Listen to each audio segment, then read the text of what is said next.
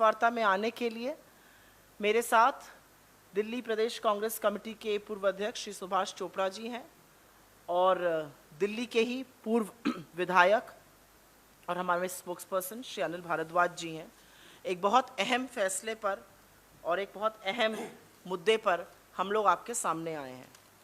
आज ये पूरा फुल पेज का ऐड, ये देख लीजिए ढंग से, ये पूरा फुल पेज का ऐड आज दिल्ली के हर अखबार में छपा है।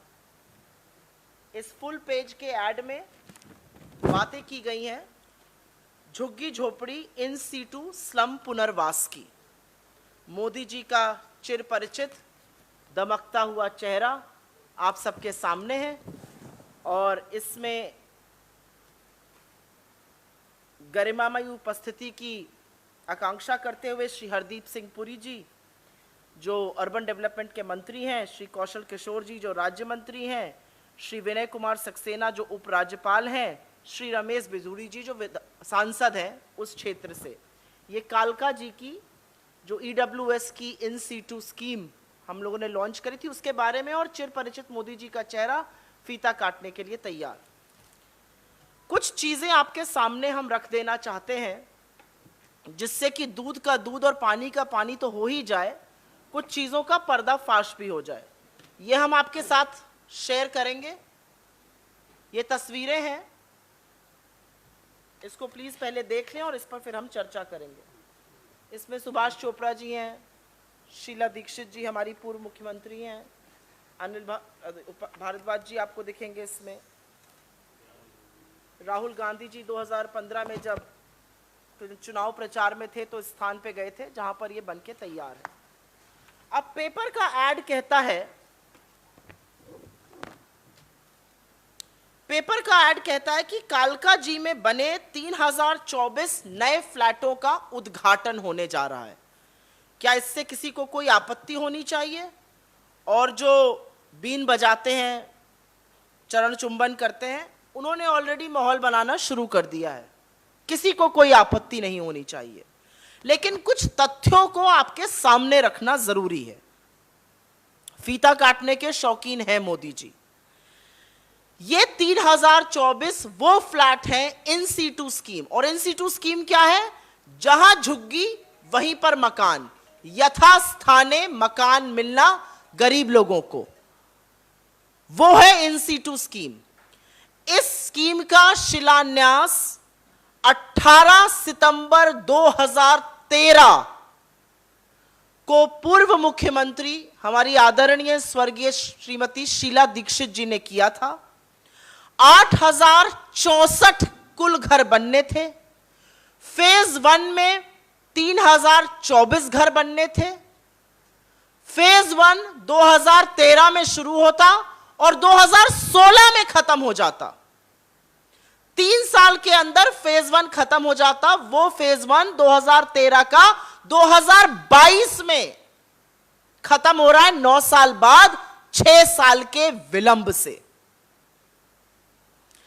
इस प्रोजेक्ट की टोटल कॉस्ट फेज 1 की 206 करोड़ रुपए थी। यह बना कितने में है? 345 करोड़ रुपए में, करीब 68% वृद्धि के साथ। इसमें 2-4 चीजें पते वाली हैं। ये DDA ने बनवाया है। DDA is the richest autonomous body in Delhi. DDA urban development मंत्रालय, हरदीप सिंह पुरी मोदी जी के चहेते मंत्री, बड़बोले मंत्री के डिपार्टमेंट में आता है। और DDA का जब फाउंडेशन हुआ था तभी से दिल्ली के 3 विधायक और 2 कॉरपोरेशन के सदस्य उसके मेंबर होते हैं। तो फेज 1 जिसका आज चमचमाता उद्घाटन होगा, जो 6 साल के विलंब और 68% पैसे की वृद्धि के बाद बन रहा है, DDA की बॉडी में आम आदमी पार्टी के अरविंद केजरीवाल जी के विधायक भी शामिल थे। क्या आपने एक बार भी उनके मुंह से इस विलंब पर एक भी शब्द सुना है, या एक चिट्ठी, एक प्रेजेंटेशन, एक मिलने का जिक्र सुना है कि इस स्कीम का, इन सीटू स्कीम का 6 साल से विलंब क्यों चल रहा है? नहीं सुना होगा। दूसरी बात, फेज 2 बनना था। जब फेज 1 बन के तैयार हो जाता, लोग उस घर में चले जाते, जो जगह खाली होती वहां पर फेज 2 बनना था। अभी तक फेज 2 बनना तैयार नहीं हुआ है, और फेज 2 बन के तैयार होना था 2019 में, फेज 3 बन के तैयार होना था 2020 में। अभी ओरिजिनल स्कीम जिसकी नींव सुभाष चोपड़ा जी ने, श्रीमती शीला दीक्षित जी ने, अनिल भारद्वाज जी जैसे लोगों ने रखी, दिल्ली के हमारे सदस्यों ने, दिल्ली की हमारी कांग्रेस पार्टी ने रखी, 1/3 घर बने हैं 6 साल के विलंब से, 68% ज्यादा कॉस्ट पर। आगे की बातें खुद सुभाष चोपड़ा जी और अनिल भारद्वाज जी आपसे बताएंगे, लेकिन 2-4 चीजें मैं संक्षिप्त में बता देती हूं। 206 करोड़ के लागत पर जब ये घर बनने थे, तो इसमें anganwadi, health centre, school, garden, community centre, religious सब कुछ बनना था। अभी मात्र खोखले घर बनकर तैयार हैं, ऐसी किसी चीज का कोई जिक्र नहीं है। और भी चीजें बननी थी जिसका उल्लेख श्री सुभाष चोपड़ा जी करेंगे। महिला सम्मान की बहुत बात करते हैं, महिलाओं के नाम पर बहुत कुछ होना चाहिए। जब शीला दीक्षित जी ने इस योजना का शिलान्यास किया था, तो यह कहा था कि रजिस्ट्री पुरुष और महिला दोनों की होगी घर के, जिससे कि लोगों की छत घर सर पर रहे। महिलाएं बाहर, रजिस्ट्री सिर्फ अब पुरुष के लिए हो रही है। तो खोखले दावे, खोखले वादे करने वाली इस सरकार ने एक बार फिर से दिखा दिया है कि दूसरों के लगे पेड़ के फल तो ये तोड़ेंगे, वाहवाही भी कमाएंगे, लेकिन उसमें भ्रष्टाचार भी होगा, उसमें विलंब भी होगा, और जो इनके मौसेरे भाई हैं अरविंद केजरीवाल जी, वो एक सवाल भी नहीं पूछेंगे। लब्बो लबाब ये है, जब 4 बजे आज मोदी जी फीता काटेंगे, तो उनके सामने ताली बजाने के बजाय 2 प्रश्न पूछिएगा कि ये स्कीम कांग्रेस की बनाई हुई थी, 6 साल विलंब से क्यों है, और दूसरा 206 करोड़ पे बननी थी, 345 करोड़ कैसा खर्चा हो गए। बाकी सुविधाओं के बारे में आपकी क्या मत और विचार हैं। मैं चाहती हूं कि पहले सुभाष चोपड़ा जी आपको और डिटेल में इसके बारे में और जो चीजें मिसिंग हैं वो बताएं, और उसके बाद कुछ कमेंट्स हम लोग भारद्वाज जी से भी लेंगे। धन्यवाद सुप्रिया जी, आप सबका स्वागत। देखिए, विस्तार में काफ़ी चीज़ें सुप्रिया जी ने बताई। सच्चाई ये है कि स्कीम को चालू करने के लिए it took me 4 years to get clearance from various agencies. Delhi में कोई भी नई स्कीम बनाने के लिए डीडीए को अगर इंस्टीट्यूट स्कीम स्टार्ट करनी थी, तो 18 एजेंसी से परमिशन लेने के बाद ये स्कीम तैयार हुई। I became a member of DDA. DDA में मेरा एक ही मकसद था, everybody talks about upliftment of poor section of the society. मेरे को सोनिया जी ने एक बात कही, सुभाष को ऐसा करो जिससे कि गरीबों को लगे कि उनका कोई रिप्रेजेंटेटिव डीडीए के अंदर गया। It was only with the blessing of Sonia ji I was able to get this work sanctioned. 4 साल लगे मुझे पूरी सैंक्शन लेने के लिए। मैंने एलजी साहब को एक ही बात कही, मेरे को डीडीए में सिर्फ एक काम करवाना है, वो है कि गरीबों, यहाँ गरीब लोग रहते हैं, वहाँ पे ही उनका मकान बने ताकि उनका जीवन के अंदर सुधार हो। यही वजह थी हमने इसका बीड़ा उठाया। और पहली ये जो स्कीम थी, ये 3 फेजेज़ के अंदर वहाँ 8064 मकान बनने थे। पहले फेज़ में 3000 मकान बनने थे, जो कि 3 साल के अंदर कंप्लीट होने थे। लेकिन 3 साल की जगह आज 9 साल हो गए, 9 साल से भी ज़्यादा। वो भी पिछले साल मैं डेलीगेशन पीसीसी प्रेसिडेंट के साथ गया था हरदीप पुरी जी के पास। हरदीप पुरी जी मेरे मित्र भी हैं, मेरे साथ विश्वविद्यालय में जब मैं प्रेसिडेंट था दिल्ली विश्वविद्यालय का, वो प्राइम मिनिस्टर थे हिंदू कॉलेज की, मेरे घनिष्ठ मित्रों में है। लेकिन सच ये है कि उन्होंने कहा कि मैं अभी जल्द से जल्द तैयार करवाऊँ, उसको भी 1 साल उसके बाद लग गया। आज उसका प्रधानमंत्री जी वितरण कर रहे हैं। डीडीए के अंदर जैसे सुप्रिया जी ने कहा कि 5 नॉमिनीज होते हैं। 3 एमएलए 2 कारपोरेटर। जब से फॉर्मेशन हुई डीडीए की, मेरे साथ हर्षवर्धन जी थे डीडीए में। डीडीए में सिर्फ कांग्रेस के वजह से मैं अपने इलाके के अंदर इसको बनवा पाया। बाकी भी तो मेंबर रहे हैं, पहले भी थे, अब भी हैं। दिल्ली में मेरे को एक ऐसा रिप्रेजेंटेटिव बता दीजिए जिसने अपने इलाके के अंदर इतने फ्लैट बनाए हो। आज वाहवाही लेने के लिए मेंबर पार्लियामेंट भी बोल रहे हैं, मंत्री जी भी बोल रहे हैं, प्रधानमंत्री जी उसका वितरण कर रहे हैं। ये तो बताइए इस स्कीम किसकी है? This is a brain child of Congress party, this is a brain child of Sonia Gandhi, this is what Congress think about the upliftment of the poor section of the society. मैं तो आपसे यही कहूँगा कि इसके अंदर जो बेसिक चीज़ें थी, जैसे सुप्रिया जी ने कहा, ये उसके अंदर आप रिकॉर्ड निकालेंगे तो पहला मेरा ये था कि गरीब आदमी को कोई बहरा फुसला कर इसको खरीद लेगा, कोई 10 लाख की चीज़ 1 लाख में खरीदेगा। तो इसलिए इसके अंदर लेडीज़ के भी की भी जिम्मेवारी उतनी होनी चाहिए जितनी आदमी की है। ये पहली स्कीम थी जिसको अप्रूव किया गया कि आदमी के नाम से नहीं, ये घर की लेडी और आदमी दोनों के नाम से जॉइंट इसको अलॉटमेंट मिलेगी। दूसरा इसमें ये था कि आप यहाँ मकान बनाएंगे, वहाँ पे community centre, health centre, school और रिलीजियस प्लेसेस बनाएंगे। आज मकान तो बन गए, स्कूल कहाँ गए, रिलीजियस प्लेसेस कहाँ गए, हेल्थ सेंटर कहाँ गया, कम्युनिटी सेंटर कहाँ गई? और साथ में इसमें ये भी था कि मेंटेनेंस चार्जेस इसमें नहीं लेंगे। मैं आज बताऊं कि 30,000 रुपया इन्होंने मेंटेनेंस चार्जेस इन गरीब आदमियों से 5 साल के लिए मांगा है। जो चीज़ गरीब आदमियों को फ्री लिखी गई थी उसके अंदर, वो सारी की सारी चीज़ें हटा दी गई और अपनी मर्जी से जो मन चाहा पैसा लेना चालू कर दिया। 14 मंजिले में लिफ्ट लगी है, 14 मंजिल बिल्डिंग है। इसमें यह था कि 20 साल तक डीडीए बैकअप के साथ उनसे कोई चार्ज नहीं लेगा। तो ये सारी की सारी जो बातें आज कहीं अखबार के जरिए, सुप्रिया जी ने ठीक कहा, क्यों केजरीवाल जी चुप रहे, उनका नुमाइंदा क्यों चुप रहा? सोमनाथ भारती उसमें मेंबर है, he could have raised it. Everybody talks about कि हाँ भाई इंस्टीट्यूट की स्कीम के तहत हम लोग दिल्ली के अंदर यहाँ झुग्गी वहाँ मकान की बात करेंगे, बनाएंगे, लेकिन वहाँ मकान कब बनेंगे, कहाँ गए वो मकान? आज दिल्ली के अंदर एक बता दीजिए, ये अजय माखन जी थे जब अर्बन स्टेट डेवलपमेंट मिनिस्टर थे, कठपुतली कॉलोनी और दूसरी जगह पे उन्होंने मकान बनवाए, आज वो भी इनकम्प्लीट है, फ्लैट्स बनवा रहे हैं।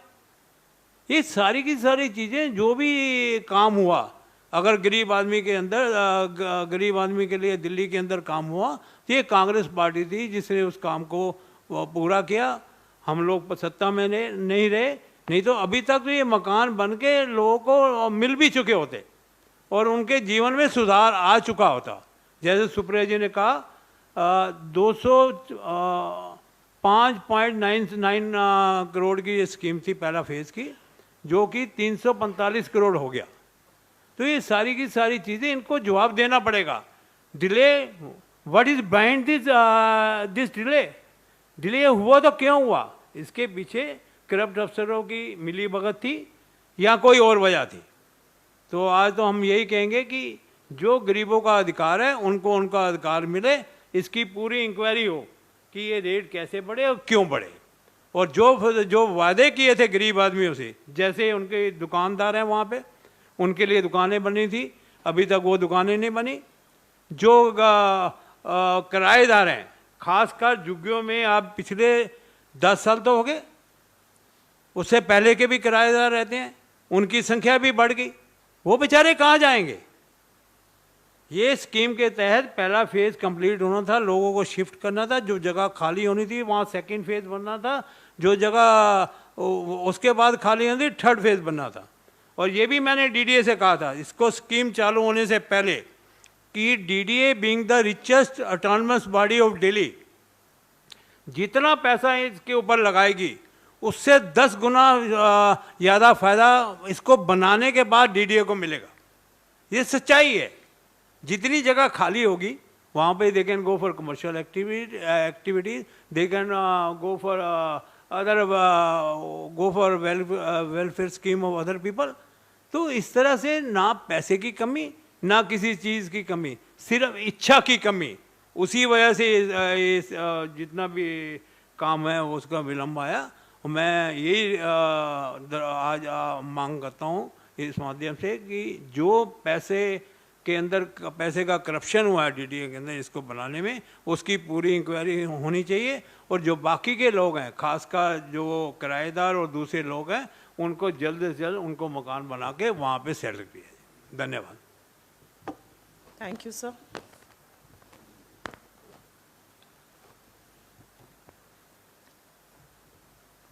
धन्यवाद मैडम सुप्रिया जी, माननीय सुभाष जी। इंस्टीट्यूट स्कीम 2 के जो फ्लैट्स को लेकर आज जिसके उद्घाटन पर सवाल लगे हैं, सवाल इसलिए लगे हैं कि ये सरकार गरीबों के प्रति संवेदनशील नज़र नहीं आती। ये सरकार सिर्फ और सिर्फ प्रचार प्रसार और दिखावे के लिए गरीबों के जो फ्लैट्स थे, वो फ्लैट क्यों उसकी डेट आगे बढ़ी, किस लोगों ने उस स्कीम को रोकने की कोशिश की, और स्कीम में जो चीज़ें पास हुई थी, हमारी कांग्रेस की सरकार का हमेशा रास्ता ये रहा है और आज नहीं, जो भी सरकारें कांग्रेस की रही, अगर दिल्ली में आज 45 रीसेटलमेंट कॉलोनी है, लाखों लोग उस स्लम बस्तियों से निकलकर आज पूरी ईमानदारी के साथ सर उठाकर जी पा रहे हैं, तो वो स्कीमें अगर किसी की देन थी तो स्वर्गीय श्रीमती इंदिरा गांधी की देन थी, कांग्रेस पार्टी की देन थी, जिसमें आज लोग महसूस करते हैं। उसके लिए कांग्रेस पार्टी ने कभी गरीबों से चार्ज की बात नहीं की। आप मेंटेनेंस चार्ज अगर मांग रहे हैं तो मेंटेनेंस चार्ज उन गरीब लोगों से मांग रहे हैं जो छत के लिए आपसे उम्मीद रखते हैं, सरकारों से उम्मीद रखते हैं। आप अपने एडवर्टाइजमेंट में इतना पैसा आप उसके लिए खर्च कर रहे हैं, अपने प्रचार प्रसार में उस गरीब आदमी से आप मेंटेनेंस चार्ज मांग रहे हैं। हमने तो वो स्कीम जो रीसेटलमेंट कॉलोनियाँ की थी, उनके भी मालिकाना हक जब सौंपे तो सिर्फ 100 रुपये में सौंपे। तो हमारा कांग्रेस पार्टी का हमेशा से मूल उद्देश्य है कि इस देश के गरीब को न्याय मिलना चाहिए, उसके अधिकार के प्रति सरकारों को संवेदनशील होना चाहिए, उनकी ज़रूरतों को समझ के उस पर काम करना चाहिए। और ठीक कहा मैडम सुप्रिया जी ने कि दूसरी सरकार जो दिल्ली की सरकार है, उसने तो कभी सवाल नहीं उठाए, क्योंकि वो तो दोनों एक ही सिक्के के दो पहलू हैं। उनकी भी स्कीम, चाहे राजीव गांधी आवास रतन योजना है, उसमें हजारों फ्लैट खाली पड़े, जर्जर हो गए, वहाँ दुर्घटनाएं हो गई, आज तक आवंटित नहीं हुए। तो ये सरकार सिर्फ दिखावे की और प्रचार प्रसार की सरकार है। गरीबों के प्रति जो हमदर्दी है, गरीबों के प्रति जो रास्ता है न्यायपूर्ण जो होना चाहिए, वो सरकार ने नहीं किया है। हम ये मांग करते हैं कि ये सरकार वो मेंटेनेंस चार्ज जो गरीबों के लिए लगाने जा रही है उसको वापस ले, और जो कम्युनिटी सर्विसेज यहाँ प्रोवाइड करने की बात थी, जो रिलीजियस प्लेस, जिसका आदरणीय सुभाष जी अभी कह रहे कि वो रिलीजियस प्लेस यहाँ होने चाहिए, सिर्फ आप बिल्डिंग फ्लैट बना के दे देंगे, वो रहेंगे कैसे? तो वो भी वहाँ स्थापित होने चाहिए, कम्युनिटी सर्विसेज को वहाँ होना चाहिए, जिससे वो गरीब आदमी सर उठाकर वहाँ रह सके।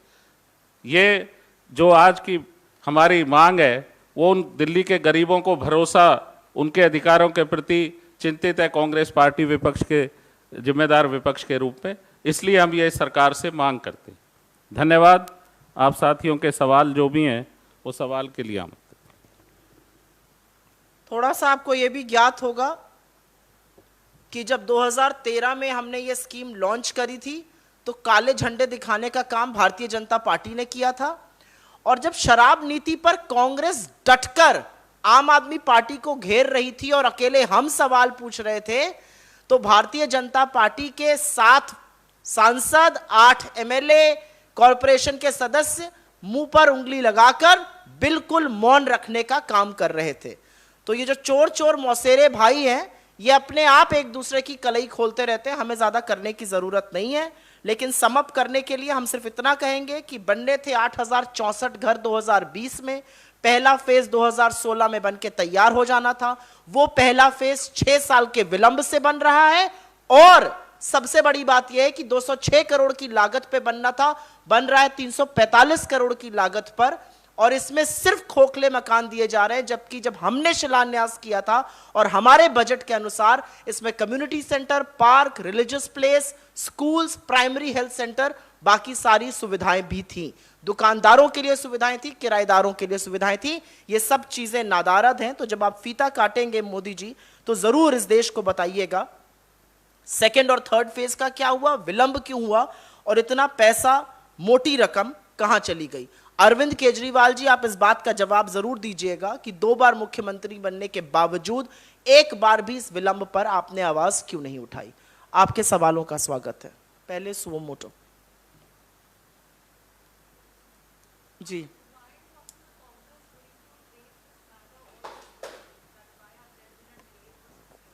I think Mr. Chopra very clearly and emphatically stated that he had made several representations, and the last representation that he made before the Urban Development Ministry, under whom the DDA comes, who constructs these EWS houses in situ scheme, he made it in December 2021. It has still taken almost a year's time for Mr. Hardeep Puri to act on this.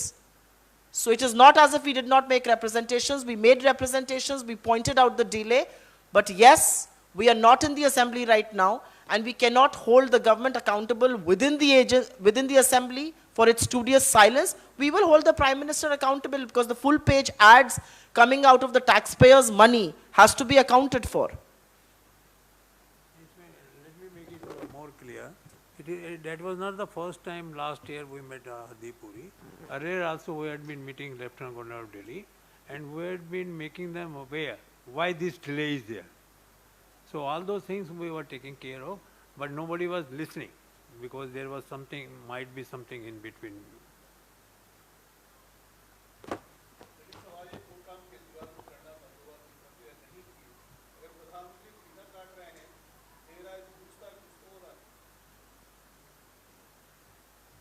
कभी कभी आप लोगों की बातें सुनकर थोड़ा विस्मय भी होता है और उससे ज्यादा दुख होता है।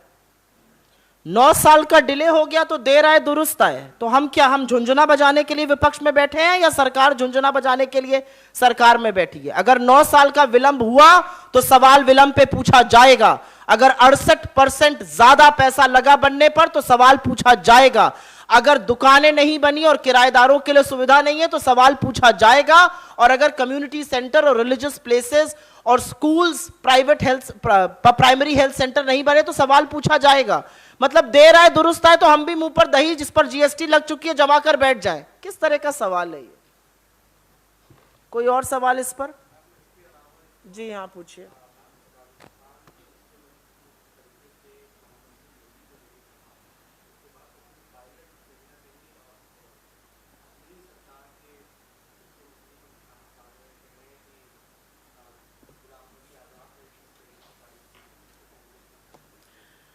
नहीं, सबसे पहले तो देखिए, मैं एक चीज स्पष्ट कर दूं, सुर्खियां ढूंढना अच्छा काम है, मीडिया को वो करना भी चाहिए। मीडिया तो आजकल ऐसी सुर्खियां ढूंढ रहा है कि मोरबी के 150 मृतकों को अपनी ही मौत का जिम्मेदार ठहराने पर तुला हुआ है। तो खैर, उसके बारे में मैं टिप्पणी ना ही करूं तो अच्छा है, क्योंकि वो सुनकर मुझे दुख से ज्यादा गुस्सा आता है और तरस आता है आज की मीडिया की स्थिति पर। लेकिन जो आपने बात कही, क्योंकि मीडिया से आती हूं, चीजें देखने का फर्क भी होता है। प्रधानमंत्री मोदी ने वहां पर जरूर कहा कि सबसे अनुभवी सीएम है, यह सच है, सबसे अनुभवी सीएम है। लेकिन अशोक गहलोत जी ने जब उसी मंच से भरी भीड़ में, पूरी जनसभा में यह कहा कि मोदी जी की इज्जत और सम्मान विदेश में इसलिए होता है क्योंकि वो गांधी के देश से आते हैं, वो ऐसे देश से आते हैं जो नेहरू, मौलाना आजाद, चंद्रशेखर आजाद, सरदार पटेल का देश है, बाबा साहब अंबेडकर का देश है, जहां पर लोकतंत्र की जड़ें 70 साल बाद भी बड़ी मजबूत हैं। मुझे तो ऐसा लगता है कि राजस्थान के चीफ मिनिस्टर ने भरी सभा में मोदी जी को आईना दिखाने का काम किया है। वही लोकतंत्र जिसको रह रहकर क्षण क्षण क्षीण करते हैं मोदी जी, उसी लोकतंत्र का उल्लेख कर कर, गांधी और नेहरू के उस देश का उल्लेख कर कर, जिनका अवमानना करने से मोदी जी और उनके अनुयायी एक पल पीछे नहीं होते हैं।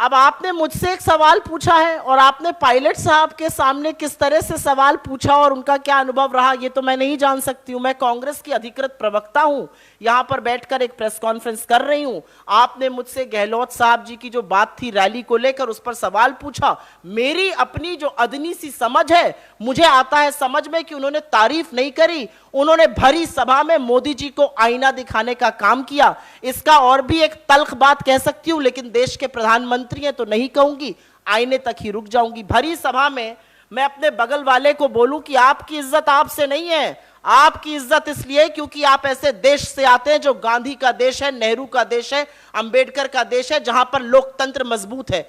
मुझे तो लगता है ये तो बड़ी बेइज्जत करने वाली बात हो गई। पता नहीं किसको इज्जत इसमें नजर आ रही है।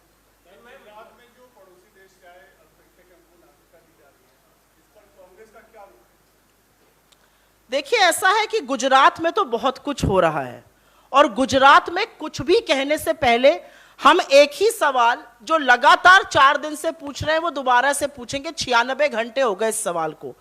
150 लोगों की पुल टूटने से मौत हुई है और जिम्मेदारी सुरक्षाकर्मी, चौकीदार और टिकट बेचने वाले वो 2 लोग हैं या ऐसी कंपनी जिम्मेदार है जो पुलिस का कहना है जिसने सिर्फ पेंट कर दिए थे तार और रंगरोगन कर दिया था।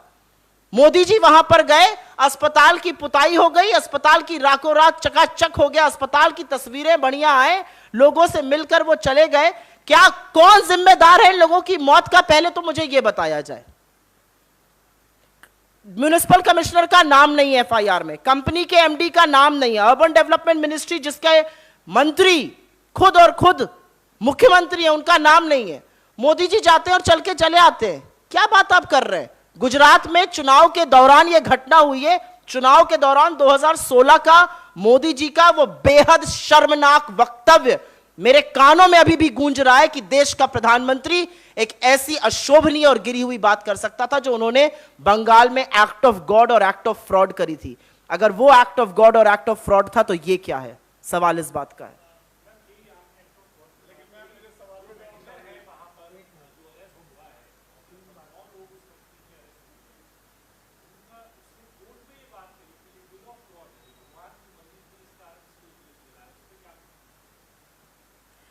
मुझे लगता है एक सभ्य समाज में होने के नाते 150 लोगों की मौत हो जाना, जिसमें अधिकांश बच्चे, महिलाएं और बुजुर्ग हैं, घायलों से अस्पताल भरा पड़ा है, अभी भी लोग लापता हैं, इसको विल ऑफ गॉड कहा जा सकता है? कोर्ट में, पुलिस के सामने या किसी डिबेट में इसको हम विल ऑफ गॉड कह के चुपचाप बैठ जाएंगे? ये विल ऑफ गॉड नहीं है, ये करप्शन और कमीशन खोरी का गुजरात सरकार का पर्दाफाश करने का सबसे बड़ा सबूत है। 5 दिन पहले पुल खुला, 12,000 लोग पुल पर गए, 12,000 लोगों ने टिकट खरीदा, राजस्व में वो पैसा आता है। कमिश्नर कहता है म्युनिसिपैलिटी का, जी हमें पता ही नहीं है कौन खोल गया। कंपनी कह रही है हमने तो बात करके खोला। फायर डिपार्टमेंट कहता है सर्टिफिकेट नहीं लिया गया। मुख्यमंत्री तो बेचारे अभी तक कुछ बोल ही नहीं पाया, गाड़ी में घुसने की कोशिश लग रहा है अभी तक कर रहे हैं प्रधानमंत्री जी की। और प्रधानमंत्री जी अपने सारे कार्यक्रम करके, मन में दुख लेकर, सारी वेशभूषाएं बदल के प्रधानमंत्री जी जब पहुंचे, मैंने प्रधानमंत्री नहीं कहा, प्रधानमंत्री ही कह रही हूं, जब वो पहुंचे अस्पताल तो अस्पताल रात को टाइलें लग चुकी थी, वाटर कूलर लग चुका था, और आपके साथी ने जब बताया कि पाइप कनेक्ट नहीं हुआ तो पाइप कनेक्ट हुआ। ये क्या बातें कर रहे हैं आप लोग? और ये विल ऑफ गॉड है? ये विल ऑफ गॉड नहीं है। विल ऑफ गॉड अब दिखेगी ऐसे लोगों पर। मेरा अपना मानना है, क्योंकि मैं एक गॉड फियरिंग पर्सन हूं, कि यहां का लेखा जोखा यही होता है। ईश्वर के साथ सामने डरना चाहिए लोगों को। 150 लोगों की मौत को हम विल ऑफ गॉड कह के चुप हो जाएंगे? एमडी का नाम नहीं है, मतलब जो चपरासी बेच रहा है टिकट उसका नाम है, जो सुरक्षा कर्मी लगा हुआ है, चौकीदार, उसका नाम है। ये क्या बात करने की बात कर रहे हैं आप लोग? और मुझे दुख होता है कि मीडिया के साथी ऐसी कवर फायरिंग कर रहे हैं इस समय, आप लोगों की बात नहीं कर रही हूं, आप लोगों के जो वरिष्ठ साथी नोएडा कमांडो वॉरियर जो एंकर बनते हैं, जो रात को कमान संभालते हैं, जो कवर फायरिंग देते हैं मोदी जी को, वो ऐसी बातें कर रहे हैं। आप मृतकों को उनकी मौत का दोषी ठहरा दीजिएगा। मतलब नैतिक पतन की सरकार की, भाजपा की, पर पत्रकारों की भी हद हो गई है।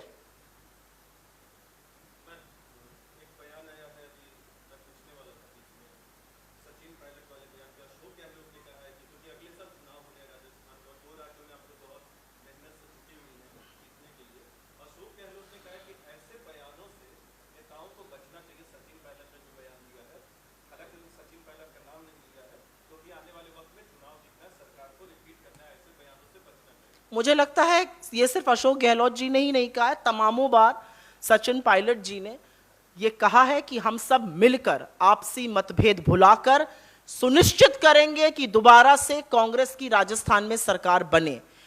एक दूसरे का बयान पकड़कर मीडिया में स्टोरी बनाना एक बात है, लेकिन मुझे ऐसा लगता है कि जो अधिकृत तौर पे मुझे बोलना था कांग्रेस की प्रवक्ता होने के नाते और अपनी समझ के अनुसार, वो मैंने बोल दिया है। थोड़ी समझ आप लोग भी लगाइए।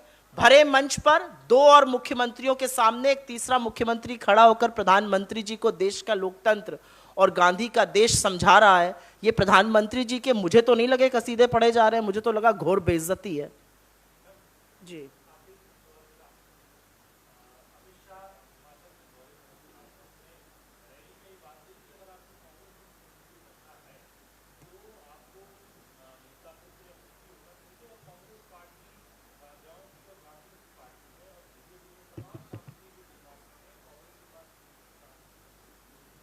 जय शाह पुत्र अमित शाह, पंकज सिंह पुत्र राजनाथ सिंह, नीलेश राणे पुत्र नारायण राणे, अनुप्रिया पटेल पुत्री सोनेलाल पटेल, हमारे कभी अपने होते थे ज्योतिरादित्य सिंधिया पुत्र श्री माधवराव सिंधिया, देवेंद्र फडणवीस पुत्र गंगाधर फडणवीस, अनुराग ठाकुर पुत्र प्रेम कुमार धूमल, पीयूष गोयल पुत्र वेद प्रकाश गोयल, किरण रिजिजू पुत्र रिंचिन खारू, भारती प्रवीण पवार पुत्री अर्जुन पवार, श्री आरपीएन सिंह कभी हमारे होते थे पुत्र सीपीएन सिंह, अरुण सिंह धूमल भाई अनुराग ठाकुर, पंकजा मुंडे पुत्री स्वर्गीय श्री गोपीनाथ मुंडे, पूनम महाजन पुत्री प्रमोद महाजन, आकाश विजयवर्गीय पुत्र कैलाश विजयवर्गीय,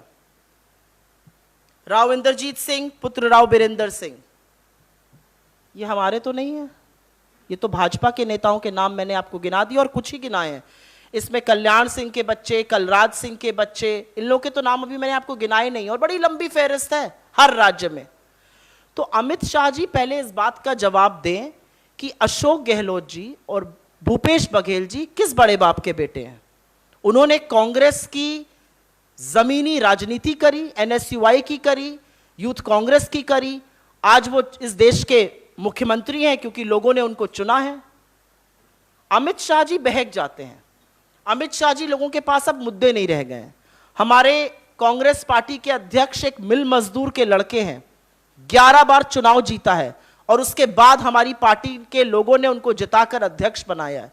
ये हमसे बात करेंगे किसका किसको लड़का होना चाहिए। जो डैडी डैडी मेरा खत्म हो जाएगा टेन्योर, तो बीसीसीआई का संविधान ही बदल दिया जाता है। अमित शाह जी पहले अपने पुत्र जो डैडी डैडी करते थे, जिनको 3 साल का एक्सटेंशन और मिल गया एज बीसीसीआई सेक्रेटरी, उसका जवाब दें। एक संस्था का संविधान बदल जाता है कि इनके पुत्र बने रहें और ये सवाल हमसे दागेंगे। वाह भाई।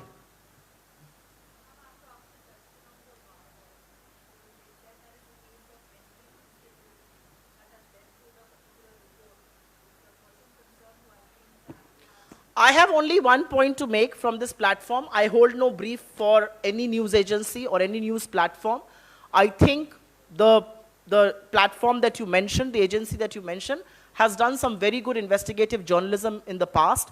And I think everybody gets a story wrong. The editors, the owners of this agency have apologized, have retracted the story, and have given reasons as to why they were misled. I think the matter should stop at that. I am a little amused that fake news peddler-in-chief makes a complaint to the Delhi police and they go and raid the premises of the editors of this agency. Is this free speech? I saw a man yesterday at the Bharat Jodo Yatra holding a plaque saying, I am walking for the freedom of the press. I really felt where he was coming from. The freedom of the press, a free and fair media, is extremely important to keep the democracy alive. And I say this with no ego, but yes, I say it with some assertion, that if the media starts asking questions of relevance to the Modi government, Mr. Modi will not remain the Prime Minister of this country.